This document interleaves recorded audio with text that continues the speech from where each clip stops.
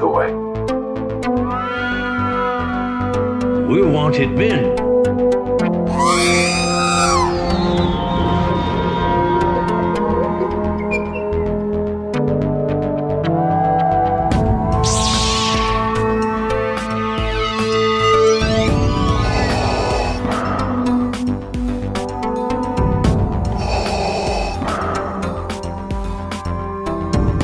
I have spoken.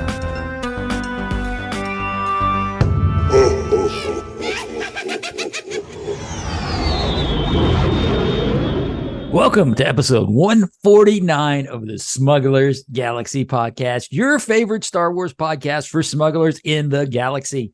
I'm back, and Jason's back. And then in a couple of months, Jason will be gone. A couple of weeks, Jason will be gone again. Yeah. Gotta love summer, man. Here and there, everywhere. Nick, how was your week?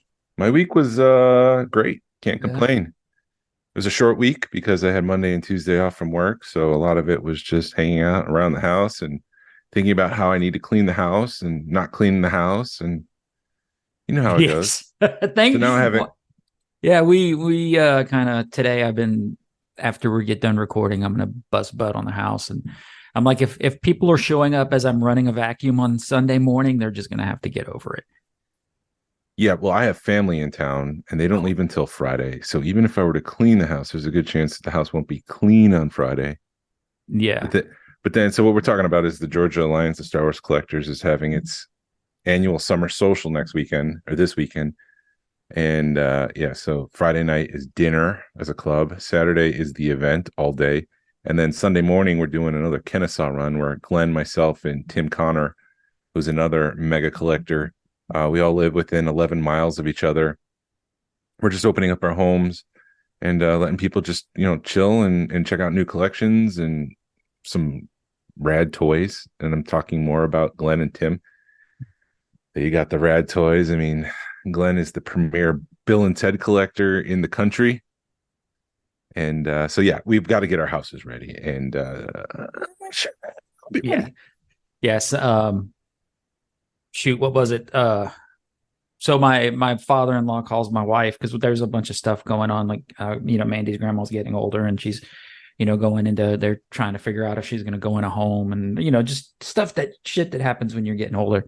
And so he calls her up like Tuesday morning and is like, I need to talk to you. And I'm like, oh crap. Something big's happening, Yeah. And then he's like, oh, I just want you to watch the dogs for a couple of days. So we had 5 dogs in our house for 2 days. So my house has got furry stuff floating all over the place. Yeah. So same. Yeah. With 3 dogs and 2 cats, no matter how much I clean the house, it's still going to be come Sunday morning. You're going to be cleaning it up. But I'm trying to get to the point where all I have to do is run a vacuum. But you always sweat because you're like, is how the things look and how do, is everything in order? And is this, out of place or whatever? And I think this year there's a little bit more pressure because I know a lot more people that are coming from out of town. So I have a feeling it'll be a lot more better traveled event this year, at least for the Kennesaw run. So I'm there. I feel the pressure this year to make sure everything's pretty perfect. The pressure's getting to you. A little bit. Bases loaded. 3 outs. Time to hit a grand slam. 2 outs. Sorry. If there's 3 outs, the game's over. Right. Bottom of the 9th. Bases loaded. Bottom of the 9th. Glenn's at bat. Yeah. So he swings and he hopefully hits a grand slam. There we go. Think positive, sir. Think positive. Oh, I'm thinking positive. A couple of hours. My number one rule at my house is I try to keep it.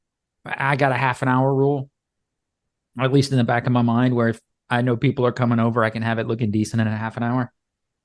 Oh, that's a nice rule to have. I don't have that rule. I have like we need 30 days. Yeah, it's not bad. You got to dishes in the sink or run a vacuum or, try to dust.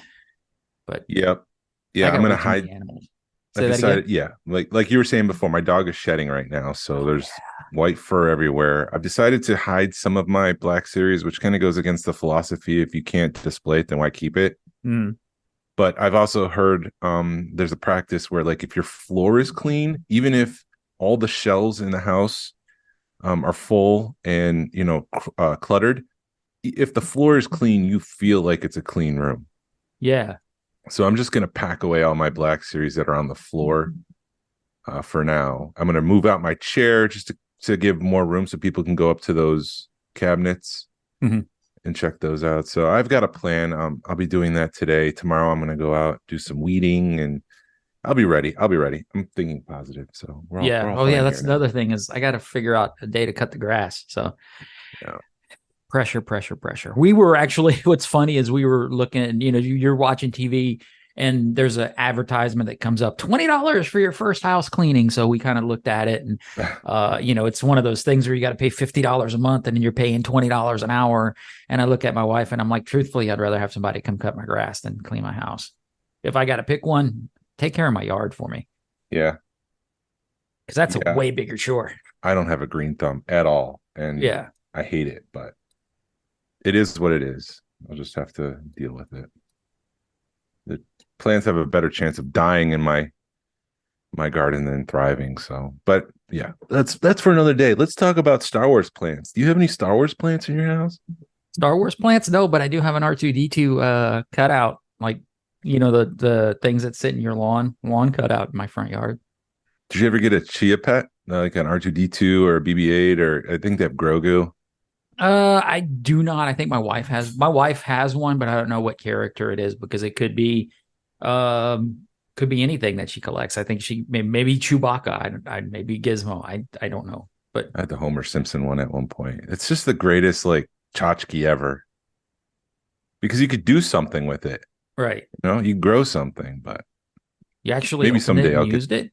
What? You actually opened it and used it? Yeah, it was Simpsons. It wasn't Star Wars. So okay, cool.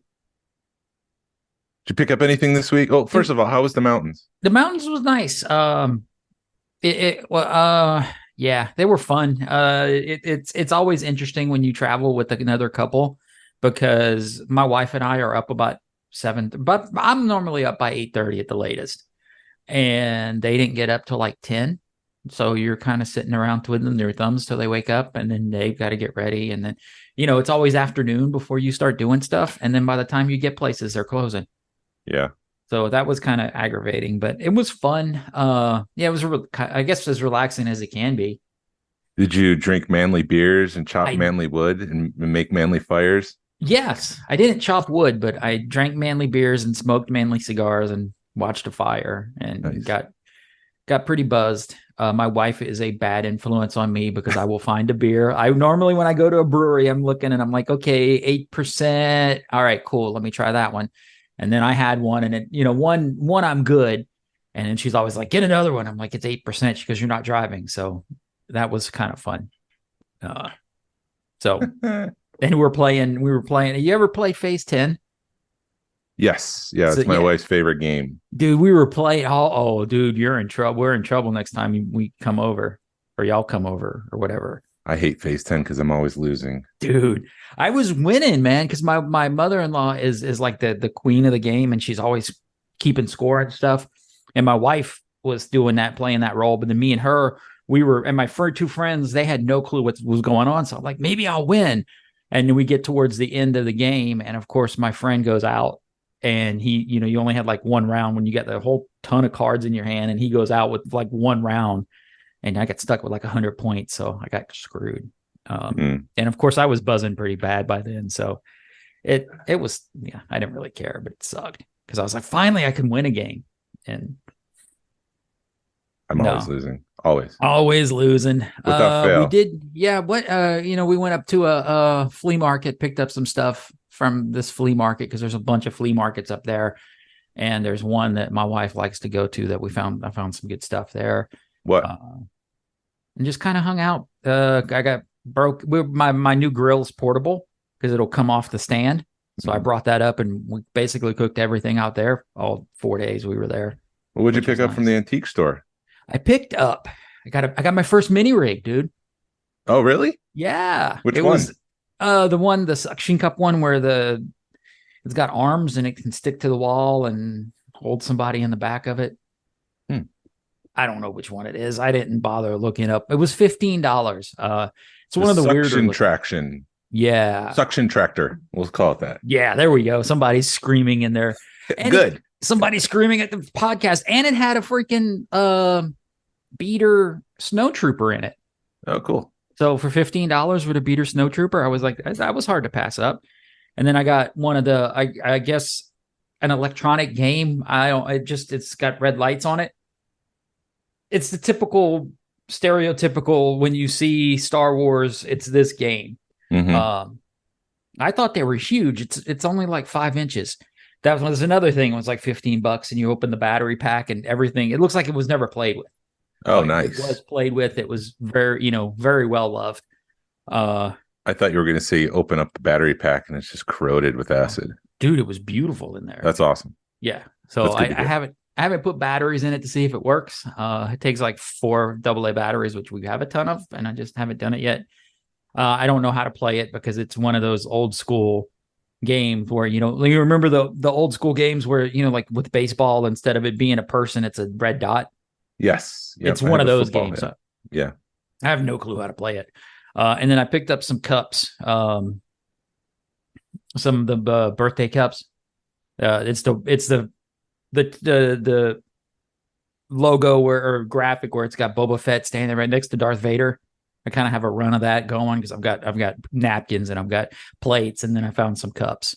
And then I picked up a puzzle from that place, just one of the cardboard puzzles that it looked like it hadn't been played with, but I think it had been.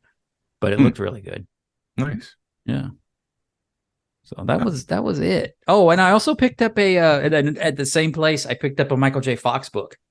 I forgot which one it was, but like Always Looking Up, I think is what it's called. I just happened to be looking up and it's like, hey, Michael J. Fox book for $3. I will buy that. That's heavy. Yeah, it was heavy. I was really hoping, I'm looking through it saying be autograph. It wasn't. Yeah. Did Mandy pick something up off a Deal or No Deal? I thought she threw a bid out for something. She did. She's getting in trouble on Deal or No Deal. She picked up, I think, a German or Ewok set. Yeah, German Play school Ewok, the fire truck or whatever. It was a German, different COO. She's making a run on the Spanish little PVC figures. She's making a run on those. She goes after stuff. She's working on her collection right now and was like, you're looking at the Forces of Destiny dolls, and she's like, oh, I don't have the Padme one. And next thing you know, she's ordering one on eBay. So she's it's pretty bad. She's crushing it. She's crushing it. She goes after stuff. Maybe she should be in the Georgia Alliance as a leadership role, and you could step back and yeah, because she's the one collecting. She's the one actively collecting Star Wars. Yeah, I'm not actively collecting Star Wars. I actually picked up some Masters of the Universe figures because Target had them on like 50% off. So I picked up a Manny Faces and the deluxe Man at Arms and kind of going through that right now.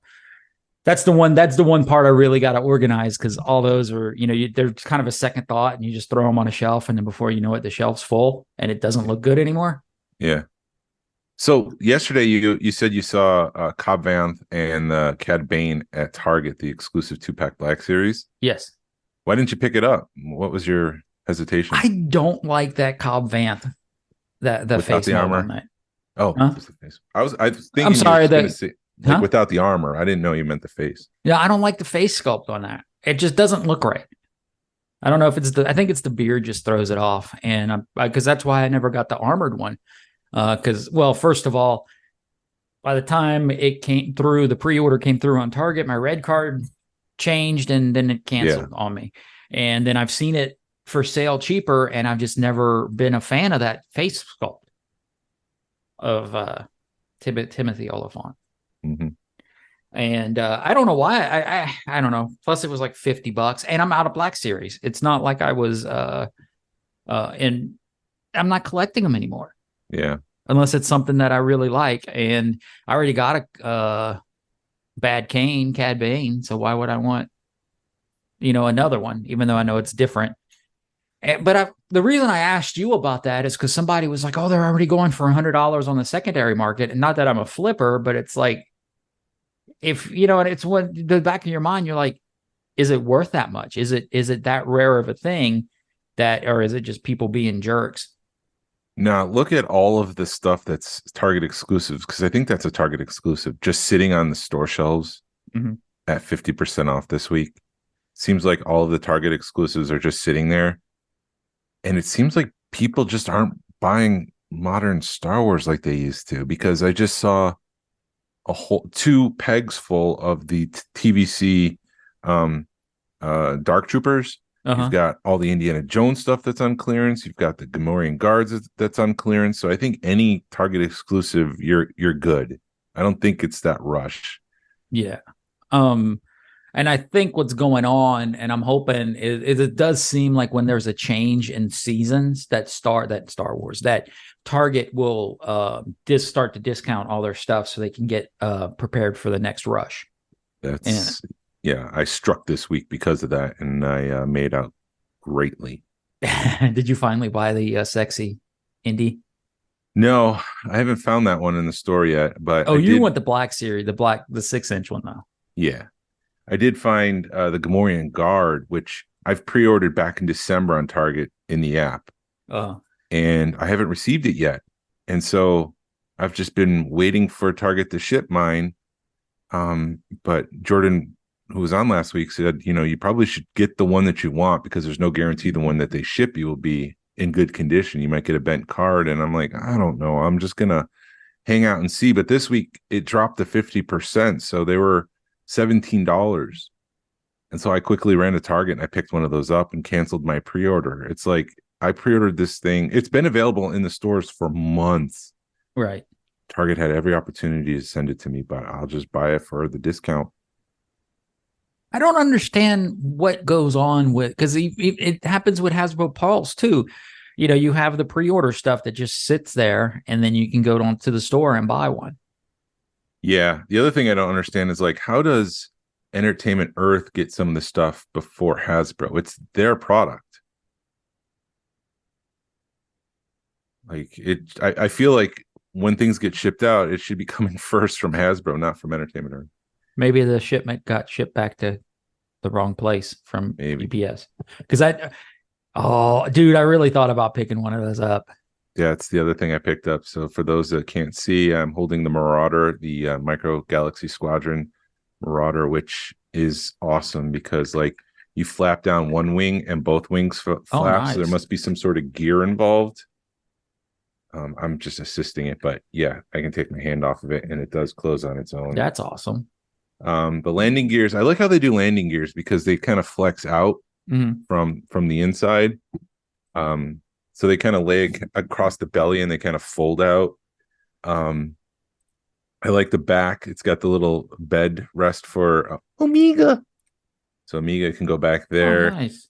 The front opens up and you could put Wrecker and Omega in the front.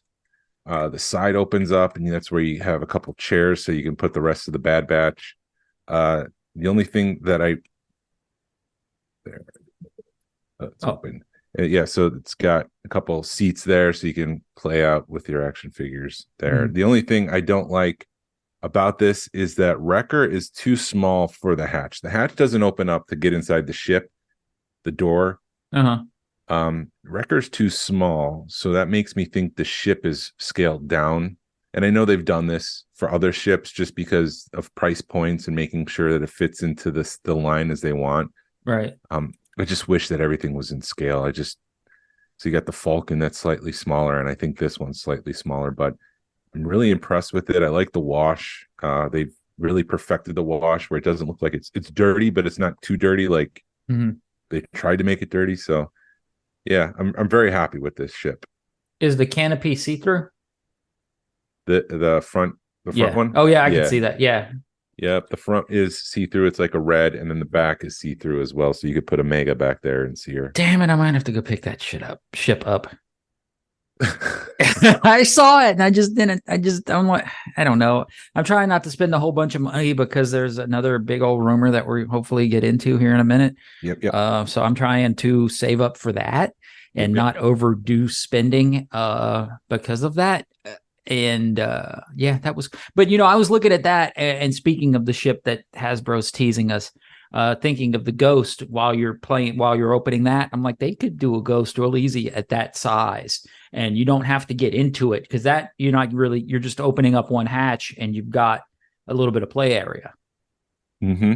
And it'd be real simple to do that with the Ghost, where you just open up a little one side or the top, and you got play area. Yeah. And they could also scale it. I don't know. Well, I know people gripe about the scale, and like you said, yes, it's not 100% correct, and like the gauntlet wasn't right. But are you going to pay $50 for a gauntlet versus 20? Yeah. Well, they're working on another version of the gauntlet, but there is a smaller gauntlet, so this does work. It's just they shouldn't have pitched it as Bo-Katan ship, because Bo-Katan ship's not that small. It's the bigger version. But the thing with the Ghost, I did see a schematic of that this week on social media, and it looks like the top. There's 2 floors to it. The top floor is just a hallway.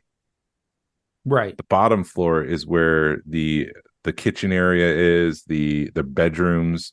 So it's like, to play with the Ghost, you would need to like remove the top half in a way that the ship doesn't fall apart, just to get to that bottom level. So I'm curious how Jazzwares might pull that off, and how Hasbro would pull that off if they were to take a run at the Ghost. I mean, I guess you could make like trap doors or something, but on Jazzwares it'd be way too small. But on a TVC line, you could, I guess, make trap doors. Yeah. Well, we're talking about it, so let's get into this. The Haslab. Was it just this week they released 2 teases? I think it was last week and this week. It was but yeah, they released a couple of teases on that. They released an image of a blue kind of readout. It's a LCD screen with Arabic on it, and when people translated it, I don't have the translation here, it's just like mission ready, model ready, presentation ready, and stuff like that. Right. And it was front turret, back turret, and top turret or something. Yeah. And then they released the second one, and then you found an image of Kanan at a control panel, and on the panel itself is the image that Hasbro's been using to promote the upcoming Haslab, whatever that may be. So it's a pretty easy jump to make, an easy leap to make, that this is definitely the Ghost. It's a $600 Haslab Ghost. Yeah, I'm pretty freaking excited about that. There's a lot of people poo-pooing it, but I think they are doing it at the right time. If they were going to do a Ghost, this is the time to do it. Especially I agree. with Ahsoka coming out. And then I'm also, I think that means good things for the Ahsoka show. If they're releasing the Ghost in conjunction with that, yeah, we're going to see a lot of Rebels in the Ahsoka show. Yeah, I would just temper expectations just a little bit, because it could be the Ahsoka version of the Ghost. It might not be the Rebels version of the Ghost. I would be kind of okay with that, because Ghost, I mean, I don't think it'd be nice to get the figures, but I don't think we're going to get them. And I would say that the tiers would probably be more in line with Ahsoka than Rebels. So you'd probably get Ahsoka on card. You get Sabine on card, and you get Hera, maybe Chopper. But I would suspect those would be the tiers. I don't think you would get Kanan or Ezra, because they don't seem to be the focus of the promotion so far. What I would hope is that you would get those 4 characters, and then Ezra and Zeb and Kanan would be one of the tiers. I hope we get a bunch of rocks to put underneath it. That's what I'm really hoping for. Maybe some foliage, maybe like a palm tree. Cardboard would be great. Maybe like a cardboard pad that we can just put the Ghost on top of. Yeah. They've been doing stands, so I would expect, with the Haslab for the Razor Crest, it came with a stand. The helicopter will come with a stand. So I would expect the second or third tier to be the stand. I would be disappointed if the first tier is the stand, to hold it up to make it look like it's banking. from what I've seen or what I think is like at $600, it better come with 4 figures right off the bat. I think it would come with Hera. Yeah, it needs to come with, at least with Hera and Chopper, and I'd love to see Jason, and I'd love to see Ahsoka and Sabine. I'm also worried. You keep forgetting about Jason because you're like, damn it, I hate his name. I hate his name. That's my name, sir. Just derailed me. I think the thing that I'm worried about is that when they were doing the Razor Crest, Hasbro promised that anybody that's ever interacted with the Razor Crest would be made into an action figure. Uh-huh. And here we are. We're still waiting for Bill Burr's character to be made into the TVC. All of his crewmates into TVC. Were they actually on the Razor Crest though? Yeah, because they used the Razor Crest to sneak into that place and break out the other Twi'lek. Oh, okay. So with the Haslab, I'm afraid it won't be made. So if they don't make Kanan a tier, then we're not going to get a Kanan figure. Okay. I don't think we're, yeah, you're right. I agree with that. If they don't make it, I don't think we're going to get it. We have got them in Black Series. It'd be real easy to scale it down, but then they also have the Bill Burr figure that they could scale down, and you have Zero's the robot. Yeah. That's another, because they've got it in Black Series. They'd be real easy to scale that down. Clancy Brown. They never made the Clancy Brown figure. He's the was it Blurg? He was the devil guy, the muscle. Oh, yeah. Mm-hmm. Clancy Brown from Mr. Krabs and SpongeBob and Shawshank Redemption. Also, it's kind of harder on those because they were only in Bill Burr showed up again, but those guys were only in Savage Opress. I just thought, oh wait, he's already been in Star Wars. Clancy Brown. He was Savage, Darth Maul's brother. Exactly. Anyways, sorry, but those guys were only in an episode or two, right? So that I could see them arguing that they were only in an episode, where Kanan and Ezra, and Zeb were like a whole series. Yes, I hear what you're saying. I agree with you that it's probably a bad choice to make those figures. However, when Hasbro says we're going to make any character that's interacted with the Razor Crest, we're going to make into a figure, and then they don't make it, it's like, just stop with the promises. Unless they were like, from a certain point of view. Maybe. They were on the Razor Crest, but only for an episode. Yeah, maybe. I don't know. It's disappointing. But anyways, I hope for the best with the Razor, the Ghost. Dude, I'm already like, the minute it announces, I'll be one of the first ones to back it. $600. You can't get me to the computer fast enough. I'm already like, because with the Summer Social, we're doing room sales, so I'm already trying to piece stuff together so I can hopefully help fund the Ghost. But I'm already an emotional wreck just thinking about it. I'm gonna be a basket case when they announce it, and I'll be a basket case when I get it, and I'll be a basket case if it fails. So you're damned if you do, you're damned if you don't. Yep. So hopefully hopefully the numbers are kind of low, because yeah, I don't know if you've seen, but Mattel's starting to do crowdfunding stuff too. They've been doing it for a while. Matty Collector. Okay. They've been doing it before Hasbro. I said Haslo because I'm hoping for a low backer number for the Ghost, because like you were saying, poo-pooing it. Right. People were poo-pooing the $600 I don't want the Ghost. If you have a $600 vehicle that people are it's a mixed bag with, like with the collector base, like some want it, some don't. It needs to be like 5,000 for 600. It can't be 12,000. If 12,000 people back it at $600, we're going to go forward. It needs to be like 5,000, 8,000 to make this thing cross the finish line. Right. What was it on the Razor Crest? Do you remember? Razor Crest was up there. I don't remember. 5,000 or more? No, 5,000 was the barge for $500. Razor Crest was more. I think it was 12,000. 10 or 12, 8,000. I don't know. You're looking it up. I'm just throwing numbers out there. No, it's fine. I'm looking something else up. Oh, there was supposed to be a new Ahsoka trailer this past week. I've heard about that, but it didn't drop because of all of Twitter's problems. Twitter decided to limit the number of tweets a person can see a day to 600. So if you were to drop a trailer and hope for a wide release on Twitter, there's a good chance people won't see it because Twitter is throttling what people can and cannot see. So there's no word when it will drop, but I would assume that somewhere there's a new Ahsoka trailer that's ready to go. They just need the right place to drop it. I don't understand why Facebook and YouTube isn't the place to do that. Why wouldn't they do it?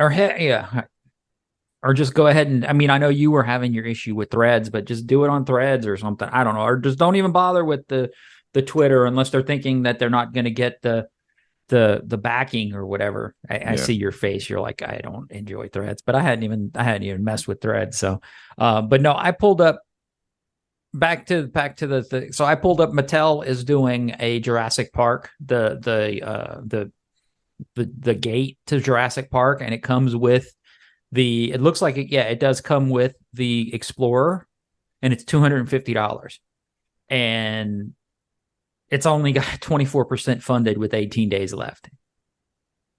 Wow. And it's a $5,000 target. And I would think if I had the space for it, I'd fund it if I had the space to store it, because it's going to be huge. The Razor Crest was $6,000 at $350. Okay.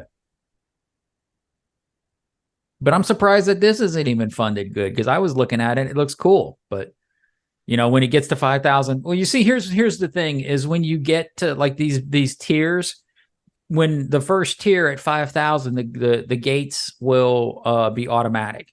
So it's got some kind of sensor in it. When you put the Jeep close, the gates will open up on its own. Then you've got some electric gates with the little boy, the Tim figure. And then you've got, if you at 8,000, that's at 6,000 is the gate, is the fence. At 8,000 is the T-Rex. And then at 10,000, you get the goat that the T-Rex throws. So, yeah. So he's gonna eat the goat? Huh? He's gonna eat the goat? He's gonna eat the goat. Oh no. And then they show the leg, the bloody leg on the Explorer. I mean, this is a cool looking toy, but it's a lot of freaking. I don't know. It takes up a lot of room. Yeah. But if I was in Jurassic Park, if I was a Jurassic Park collector, I would back it. So anywho. Ahsoka will premiere August 23rd, which is next month. It's on my daughter's birthday. Should I okay, here's what I've been thinking. Should I do a live, maybe not live, but should I videotape or should I set up my iPad and do a reaction video while I'm watching it? Do people want to see a 47-year-old man cry like a little baby? People like your heart. So, I mean, there's a good chance people might want to see you specifically, but I think that's a small group of people, like the club. I don't know if people on YouTube would want to see it, but like, yeah, the moment you see the ghost in live action, you're going to be you're going to pause it because you're going to be a wreck. Watched Jedi Knight and I was a wreck. And then last night, I watched the reaction to Jedi Knight, because everything ends. And then at the next episode, it starts, the cold open is everybody coming back to base. And then Zeb realizing and Chopper realizing that Kanan's gone. And then it's like, oh, I'm another freaking wreck. So, and then No, go ahead. And then I'm at Target the other day, and this girl comes up to me and is like, oh, I love your tattoos. So we start talking Rebels, and we both almost start crying, because I'm like, how far did you get? She goes, oh yeah, I know Kanan passed. And both of us are just like, oh my God. Just consoling each other in the middle of the aisle. Yeah. So, yeah. Let's move to the Kleenex aisle. Yeah. Geez. So did you watch World Between Worlds again? I have not gotten that far. Okay. I think the next one is like The Wolf in the Door or something. Okay. So I'm like right there. I know I'm getting close to World Between Worlds, but I haven't gotten that far. Okay. Have you? No, I haven't rewatched it. I've been watching other things actually. Yeah. Have you? What have you been watching? I've just found out that Air is available on Amazon Prime, so I was watching that this morning. But Mythbusters is on Max, so I've been watching that. Yeah, I need to miss get back. I've always Mythbusters. enjoyed Mythbusters. Yeah, it's kind of frustrating to watch that first season because it's so it hasn't formed into the show that we know. It's Mhm. still trying to find its feet, so it's a little shaky. But when I once I get past it, I know I'll fall back into the groove. You know, Adam Savage is going to be at Dragon Con. No, I'm not going to be here. Dang it! You're like, womp womp. Harrison would love to meet Adam. He loves the Mythbusters too. Yeah. I Dang. keep waiting, dude. I know I keep saying this, but I'm like, damn, Dragon Con is like, hey, we're going to announce a bunch of stuff, and then you don't hear anything for 2 weeks. And then they announce a bunch of characters, and you don't hear anything for 2 weeks. And I'm like, Dragon Con's right down the road, right there. Let's get some more people in there so I can decide if I'm going or not. I heard some rumblings this week that Marvel is again thinking about its own celebration-like convention and Marvel only convention outside of D23 and San Diego Comic-Con. So that might be something happening too. Yeah, well, didn't they? There was a big stink at San Diego Comic-Con that a lot of people were pulling out or not going to be there. Yep. Marvel, DC is not going to be there. Netflix, Warner Brothers is not going to be there. I mean, Marvel Studios, Marvel Comics will be there, but not Marvel Studios. But Disney's not going to be there, so it's like, what's the point? I guess the point is the comics. Yeah, I mean, and that's why I like going to those. I like Celebration. It's it's a lot of fan stuff, but you get to go to the corporations. Like we got to meet Max at Jazzwares, and they're showing off their new stuff. You get to go see the Hasbro people, and that's why I enjoy going to the bigger conventions, is because you have a lot of the corporate sponsors that are there, and a lot of people don't like that. That's one of the things that people like about Dragon Con is there's no corporate sponsorships. But I'm like, I think if they could do something like that it adds an extra level to the convention that is fun, because it is like it's behind the scenes stuff that you normally don't get to see. Yeah. Correct. Yeah, but I mean, I'd love to go to San Diego Comic-Con, dude. I think it'd be fun. I'd love to go to any of those big Comic-Cons. Yeah. It sounds like, I mean, so Celebration was what, 40 to 60,000 people? Yeah. Comic-Con is 150,000. I don't mind being around that many people. I know you kind of are like odd. Did you say I'm odd? Huh? Did you say I'm odd? No, I said you're like, oh my God. Yes, both odd and oh my God. Well, no, dude, I've seen, I've been down to Dragon Con back in the day, right when the parade's getting out, and it's a wall of people on Peachtree Street. And it's from building to building packed with people on Peachtree Street. And if you're trying to go against that crowd, it's annoying.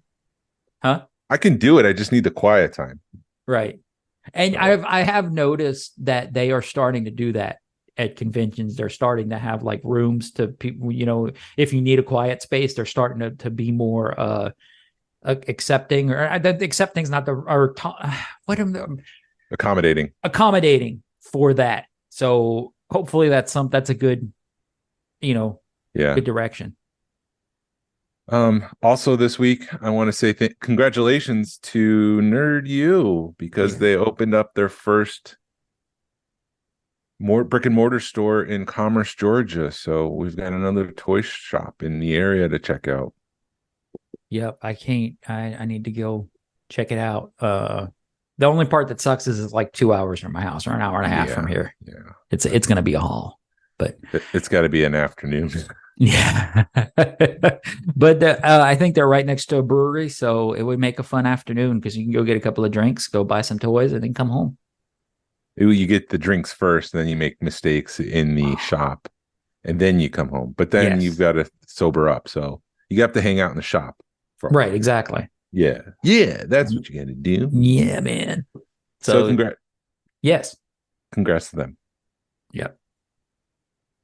What else? Any other fun news? No, that's it for news. But let me talk. I want to say we kind of talked a little bit last night about this, but the toy or the hobby or whatever, the toy community in Atlanta is becoming crazy, man. It is a good time to be in the Atlanta area for toys. as a collector, because it's been a grassroots thing, and I've watched it for the last 10 or 15 years, or actually about 10 years, just kind of bubble and bubble and bubble, and now it's getting ready, it's exploding, and it is a fun thing to watch. Yep.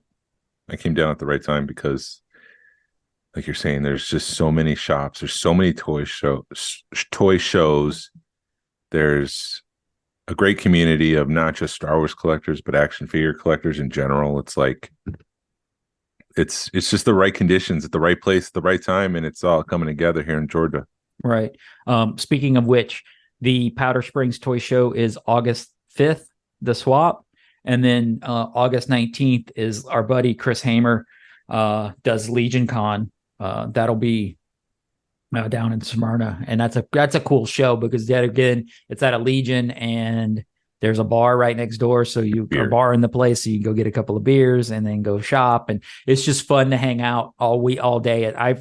I normally don't hang out all day at shows, but that's a show I can hang out all day at, because you could take a break, you go get a beer, get a burger, and then you're right back on the floor.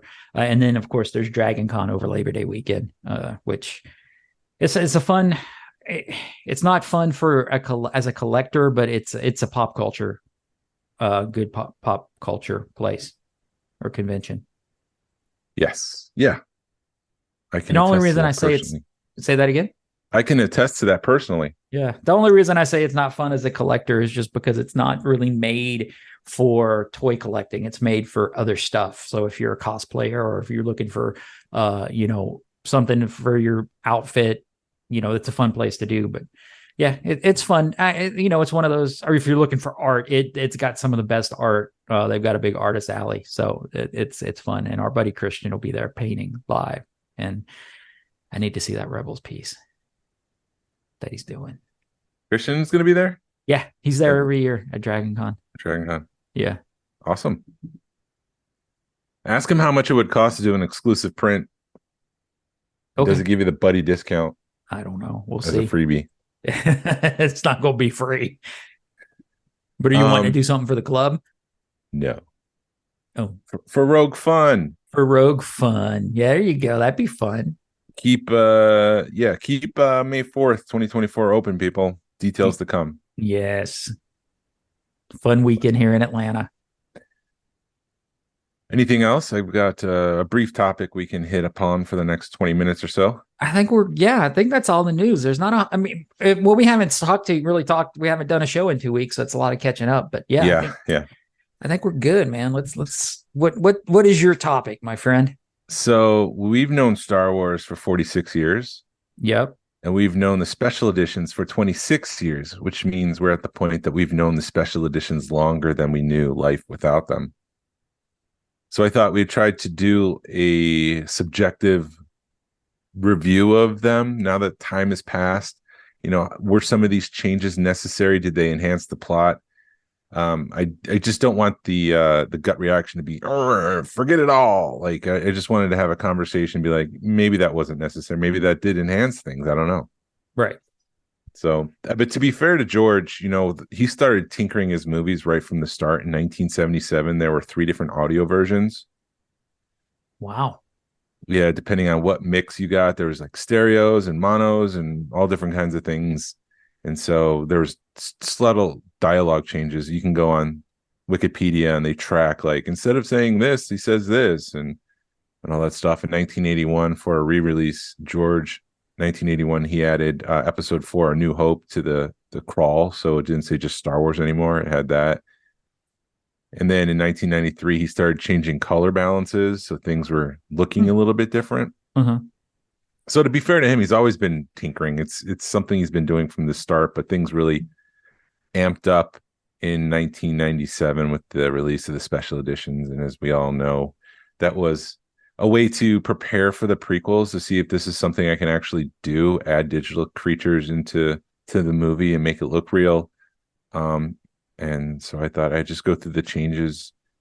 We probably don't need to dwell on the smaller stuff, but the bigger things like Jabba the Hutt being added to the opening scenes in Mos Eisley, we can talk about more in detail. But yeah, so yeah, let's go into it. There's a shot of R2-D2 traveling down the canyon in A New Hope that was added. Whatever, they changed the color on that. They added a rock at one point to obscure him. Stormtroopers, let's talk about that one. Looking for the droids. They shot 2 new shots for that, and then they spliced it in with what they had with the whole looks are droids scene. Did that add anything? Was that cool looking back on it? I think it's fine. I don't think it really added or took away from the movie. I'm more concerned with, like you were saying, the bigger stuff like the Jabba and the celebration scene at the end of Return of the Jedi. Luke's land speed. Yeah. So for me, for that whole scene, I didn't mind it too much. I thought it was cool. I like seeing animated dewbacks more than just statues. Yeah. Oh, that's the bigger thing is, yeah, they did fix the dewbacks. And they also added that new ship that looked like the Imperial shuttle in the background. Anyways, moving on. In the background. Yeah, in the background of that whole scene, there was like a ship that lands. Okay. When it takes off, I think maybe it's one of the two, but it looks like the Imperial shuttle, but it's more of a, I don't know. I have it in Micro Machine form. Okay, so it's one of those. Let's see how much crap we could put in 30 seconds. Yeah. Okay.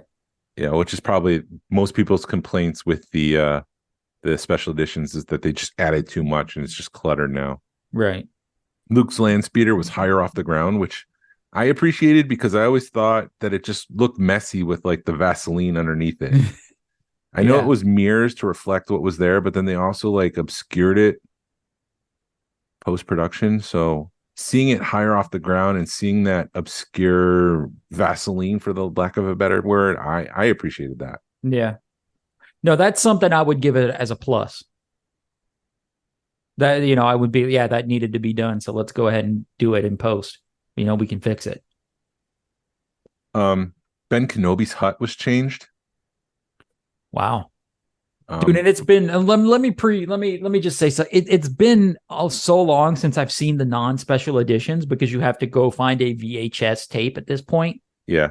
To watch it, that a lot of the stuff, I'm like, wow, it shocks me that they changed. It's probably easier to Google Ben Kenobi's hut and find it, the real one that they use, which was like by the ocean, than to try to find it in the special edition. I'm sure there's like a side-by-side comparison. I would imagine, because when you look at Kenobi's hut, it's pretty small, but then the interior is pretty big. Mm-hmm. So I imagine they would change it to just match the size and scale of it inside on the outside. But the big one is Mos Eisley Spaceport, walking into that or flying into that with the land speeder. We've got Womp Rats, we've got the Rontos, we've got Dash Rendar's ship. There's that shot where they kind of pull away and you can kind of see all of Tatooine, and Dash Rendar's ship flies off. Mm-hmm. It's just busier. You've got Rontos walking in front of the camera. You've got the scene with the land speeder kind of bucking the Ronto, and the Jawa go flying off of it. Right. And yes, and then they had that robot at the start that kind of gets inquired about. There's like an Imperial droid that's like a little bulb, I guess. It flies up to the other droid that's working. Mm-hmm. And the working droid knocks the Imperial droid out of the way, because it's like he's seen that Imperial droid is trying to check out, is this the droid I'm searching for? And the worker droid's just like, get out of my face. Gotcha. So there again, I think they just tried putting 10 pounds of crap in a 5-pound bag. And if they would have just kept it to 5 pounds of crap, I think we would have been fine with it. I enjoyed seeing more of Mos Eisley, because he didn't get to do it, in the originals. I'm gonna just speed past here, but I agree with you. It's good, but at the same time, was it necessary? I don't know. I like the expansion. I like that George was thinking bigger and trying to give it a wider scope. But like the Ronto walking in front of the camera and obscuring everything, maybe that was too much. Okay. I'm just gonna go to the bigger stuff because it's taking. We've gone 5 minutes. You're like 20 minutes, and we've been 20 minutes already, and you're like, yeah. So maybe we'll just do a New Hope and come back to the other one. I don't know. Let's see how fast we can get through it. I can do this faster. The whole Greedo shoots first thing. That was ridiculous. So George Lucas didn't want Han Solo to be a cold-blooded killer, but I think that's the reason everybody loved him. So it was almost like, George, you don't get it in that scene. People want to see Han be a cold-hearted pirate, because at the end of the movie, he drops that to save the galaxy. I mean, that's his whole character arc. And they're still changing that scene little by little. Every time a new version of the movie comes out, they're doing something to that scene. It's my understanding that the 2019 version is the final definitive version because George sold it. He was working on this before he sold it, and this is the final version that he sold to Disney. Okay. So no more changes is my understanding to A New Hope or any of the original trilogy. Gotcha. The Jabba the Hutt scene. What are your thoughts on adding Jabba to A New Hope? It kind of adds a little bit to it. I think they could have done without putting maybe Boba. As much as I love Boba Fett, that was sort of I'm going to throw a Boba Fett at the end of this scene. It kind of, or maybe you're just like, well, Boba Fett's been tracing him for so long. It doesn't look good, but I appreciate it.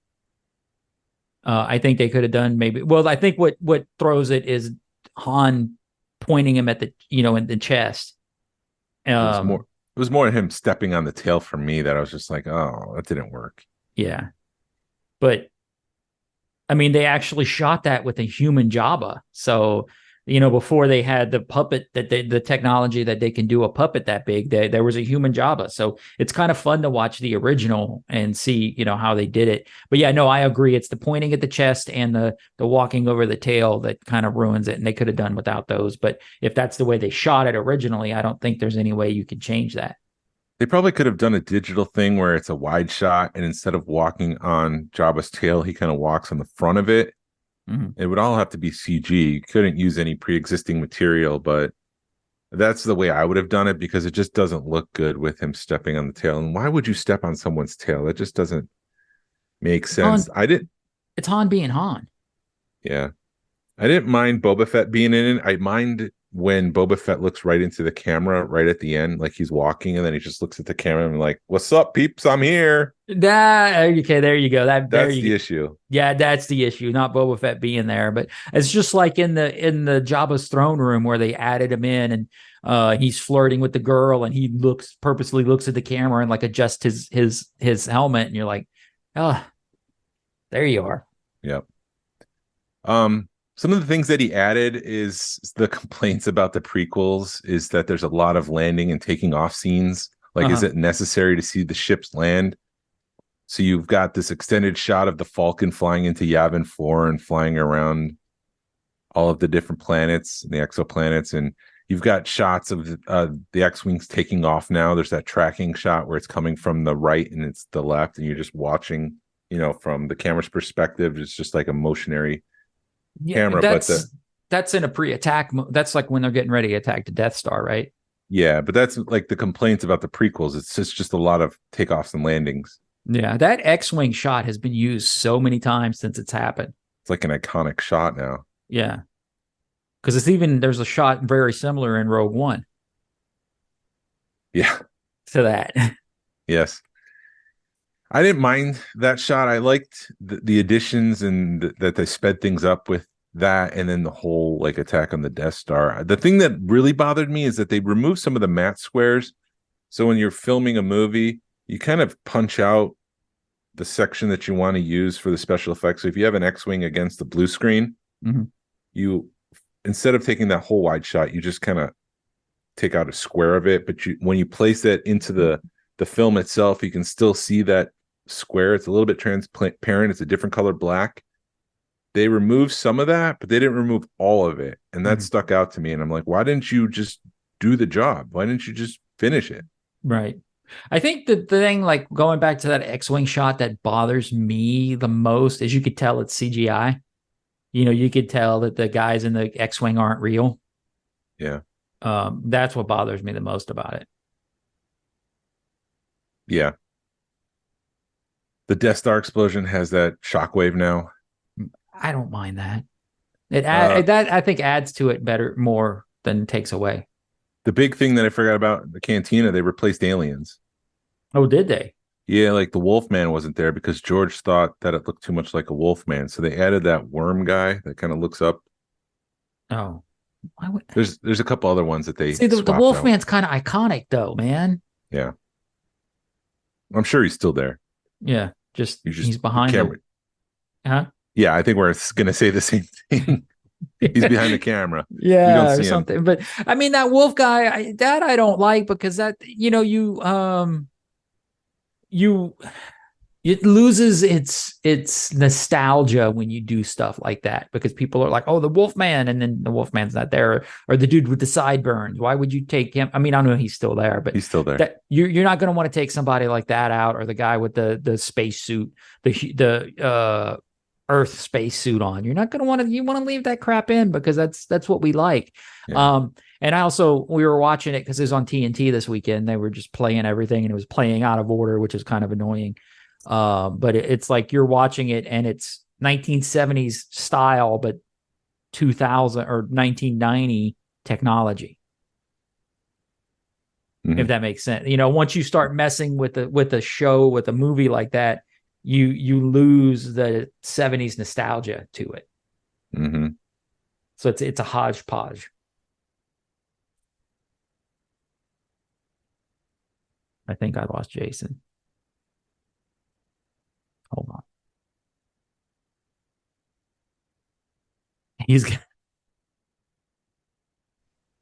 There you are. Yeah. All right, I'm back. I'm back from the future. Yes, I said hodgepodge. There's only a few changes to The Empire Strikes Back that I think is worth talking about. The one is probably one of your. I'm curious about what you think of the Wampa. So in the original version of Empire Strikes Back, you just see the Wampa's arm and leg moving towards Luke. You don't see the creature itself. In the special editions, not only do you see the creature kind of sitting there eating the tauntaun, he comes, attacks Luke. You see the full body, and then once Luke cuts off the arm, you see the whole body just like shaking, and he doesn't have the arm. What are your thoughts on that change? There again, it's been so long since I've seen the OG version of Empire Strikes Back, that I didn't realize that. And it is. I do enjoy seeing more of the Wampa. I didn't realize you only saw so much of it. Yeah, the point at the time when the special editions was released, the theory is that when you don't see things on film, it creates more tension. So the fact that the shark didn't work in Jaws and you only saw the fin added in some tension because the terror was in your mind. You were imagining what the shark was and where is it. If you just see the shark everywhere, it kind of takes that tension out. And that goes back to Hitchcock. Hitchcock had that theory, is that the threat is really in your mind. I don't want to show you the threat. Right. And so for the Wampa scene, having to remove that and adding that in, I should say, kind of took the threat away in your mind. It wasn't as terrifying. Have you seen the extended Wampa scene, that the deleted Wampa scene? Yes, where they're walking around the base. That is Yeah. just hysterical because it doesn't work. Yeah. And R2D2 and C3PO take the warning off, and the stormtroopers go in the room, and the Wampas attack them and stuff. Yeah. And it's like you said, all you see is the arm come out and grab them. Yep. For Empire Strikes Back, the only other couple things I want to talk about, Cloud City. So Cloud City was very claustrophobic in the original version. All the windows were white. You didn't see outside. With the special edition, they removed those and you could see outside into the clouds. I thought that worked well. I liked how they opened up the city. I also liked, there was one scene in the hallway shot when Lando's coming around a corner. It's a curved hallway, and he looks up. And in the original movie, he's looking up to nothing. But now when he looks up, he's like looking out the window. It's like, that works for me. Okay. And I know that about you got, I like there again. The thing I remember is like they added Cloud City, like going into Cloud City, they put more stuff in there. I think you notice it. I notice it more when they do stuff like that, add shots versus adding to a shot, because you realize there again, it's 1970 technology, and all of a sudden you jump ahead 20 years and they're putting 2023 or 1993 technology into a 40-year-old movie. So that's where it stands out to me more than just them putting replacing a window. Yeah, like I said at the start, this is probably more of an exercise to say, can I do this with the prequels? And then I'll, put Star Wars out there and start promoting it again. It's probably more of a marketing tool to put like with Indiana Jones. It's been, 18 years since the last Indiana Jones movie, and it's just not performing as well. So there was no build up to tension. There was no nostalgia. It was just kind of a dead franchise that they were like, here's another one. And people are like, well, I was fine without. There's no hype. Right. You're talking with Luke screaming as he Indiana Jones. Right. No, but you're talking Crystal Skull versus the new one, or Dial of Destiny's kind of not performing as well. It's a $300 million movie and it made $82 million. Gotcha. For the prequels, episode 1 came out in 99. Star Wars, the special editions came out in 97. So this was more of a marketing tool to build up to the prequels, to get people excited about Star Wars, to introduce them to the new technology. But it was probably George also wanted to tinker with things. Right. Well, I remember when they came out, because it was like, oh crap, Star Wars is back in theaters. Yeah. And that was the big draw for that, is you had a chance to see Star Wars for a whole, because their whole marketing plan was like, this is the, for 40 years, this is the only, or for generations, this is the only way you could see Star Wars, and it's a TV. And then all of a sudden it blows up and it's like, now, boom, and, you get the music and it's dramatic, and now you could see it in theaters, the new special edition. So yeah, you're right. It was a marketing tool, and it got me to the theaters to see it again. Yep. It worked for me. I'm dumb. Yeah. I'm shameless. But it's like, dude, we went see Empire Strikes Back, or Return of the Jedi, because hey, it's in theaters again. Who cares? You get to go see it in a theater. There's something about seeing a movie like that in a theater. I remember going to somebody's house and they had a home theater set up, and I'm like, ooh, do they have Star Wars? I need to watch the Death Star run on a theater. Yes. It's either that or Return of the Jedi, the speeder bike chase. Both of those would look great on big screens. I didn't think about that. That you're right. The speeder bike chase. Did they do anything to the speeder bike? Well, we hadn't got to Return of the Jedi yet. No, they didn't touch it. They might have changed color. They might have added some more, played with the sound effects. But as far as the visuals, it's pretty much the same for Return of the Jedi. Gotcha. The only other big thing that they did for Empire Strikes Back, Luke screaming as he plummets down Cloud City, which was weird. Like, why is he screaming all of a sudden? And then in the subsequent releases, they removed it. There you go. They're still tinkering with this stuff years later. The other thing that they did was there's a shot of Darth Vader now exiting Cloud City where he says, "Alert my Star Destroyer to prepare for my arrival," which I don't think many people had a problem with. I think the problem with Empire Strikes Back is that the last time we saw Darth Vader, he was on Cloud City, and then they cut to him on the Star Destroyer, and people were like, well, how did he get to a Star Destroyer? He was on Cloud City. So now they've inserted a shot where he's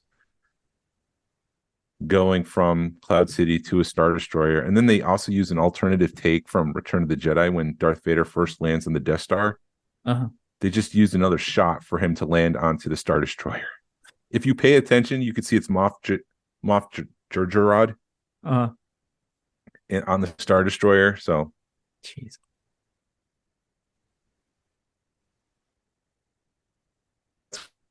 Next week. You still there? Hold on. The special editions, there was... Hold on. Start over again. You broke up. We'll save the rest for next week. It seems like we're having some tech issues. My freaking internet is not playing along with us today. Can you hear me? Yes, I can hear you fine. Okay. Yeah, so we'll go through Return of the Jedi. There were some more changes in 2004. There was more changes in 2011. And then there's the final changes in 2019. So there's more to review. We'll go through that next week. I don't want to bore people to death, but I do want to say that I do have fond memories of the special editions. There was a theater in Miami where I was living at the time that was showing the special editions for free, which was weird. So my dad and I are driving, we're doing errands, and we see that the theater says Star Wars free admission today. And we're like, really? Like what's the deal? So we go up there. We decide to turn around and we go to the theater and we walk up to the ticket person and we're like, can we have 2 for Star Wars? And she's like, sure. So she gives us the 2 tickets and we're like, okay, we've got our 2 tickets. And we sat down in the theater and we're looking around and we're like, is someone going to tell us to leave because we just snuck into a theater? Like, it was all legit. And the crawl came on and my dad starts teasing me. He's like, is that Star New? Is that Star New? Is that the new Star? Like, what did they add here? Where's the new star? Oh, okay. And then we decide. So we sat through the movie. I think it was a new theater. They were just trying to get people in the habit of coming there and knowing that they're there. So they made it free. So the next day we went back and we saw Empire Strikes Back for free. So That's awesome. I have fond memories of the special editions because of that. I didn't have, because I'm so young, I didn't have my dad took me to Star Wars when I was 7 years old, or, Empire Strikes Back. My dad took me to see Star Wars when I was 19. 18, 17, 18. No, I think, and that's what the special editions are to us, is that was our time to see Star Wars. I mean, I was old enough to see, or young enough to see Return in a theater, but the special editions, I think that was like, for me, was my time to introduce my kids to Star Wars. Yeah. So it does definitely, there, like you said, there is some warm or, fond memories of it. Yeah. I mean, all Star Wars is good Star Wars. He could make all the changes he wanted. I'm still going to eat it up because it doesn't change the overall plot. Luke still has his arc. It's not like at the end he changed it and said, "No, I want Luke to turn to the dark side." That'd be fun to see, though. He just added blinking Ewoks. Don't get me going on the whole in the Return of the Jedi. Well, I never realized that. We'll cover everything next week, I promise. But in 2004 changes, he added that the Dianoga now blinks. That wasn't part of the original. Huh. So, I mean, like I've said before, we're living with the special edition so long now that I don't even remember everything from the original. I remember some things, but this is one of them where I was like, I never realized that the Dianoga at one point didn't blink. Right. Cool. Awesome. Cool. And with that, just want to say again, we'll have more information soon about Rogue Fun, May 4th, 2024, but keep that weekend open. It'll be a good time. I also learned that one of my daughter's friends listens to the show. He's not a Star Wars fan. He just likes listening to us chill, and he said it's relaxing. So thank you, Caden, for listening. Hey, man. Also, he goes by Dreyfus. So I guess whatever day of the week it is, if you're Caden or Dreyfus, thanks for listening. Yes. And thank you to the rest of you for listening to Smuggler's Galaxy podcast. If you could, please leave a like and a 5-star review of the show anywhere you listen to podcasts. It really helps us out and points people to our show. You can follow us on social media. You can find us on Facebook, Instagram, Twitter, YouTube. Not Threads yet, but I'm sure that's coming. Send us an email or message us. We love feedback. We'd love to make you part of our show. Our email address is smugglersgalaxy@gmail.com. Thank you to Alfonso Riviera for the Smugglers Galaxy logo. Thank you to Levi Waterhouse for the music. Hasbro re-release VC66, hashtag vote with your wallet. Sabine will be on next month. Pass on what you've learned. Be a positive force in the collecting community. This is the way.